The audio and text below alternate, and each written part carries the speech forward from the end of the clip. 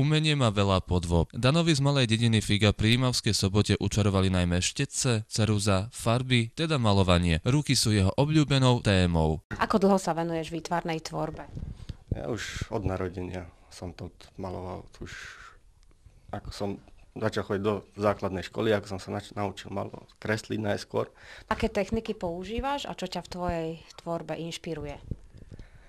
Tak používam olej na plátno, aj na drevo, skriedu na drevo.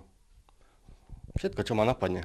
Ako každému správnemu chlapovi, aj Danovi sa páčia ženy, ktoré sú súčasťou jeho tvorby. Krásne ženy.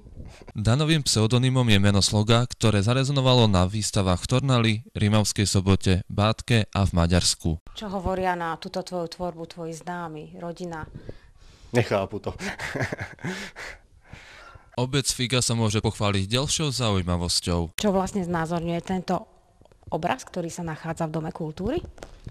No tak to mi dal za úlohu starosta namalovať niečo, čo vyjadruje dedinu.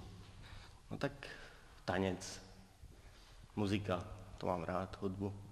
A tu je ešte náš figovský kostol na kopčeku.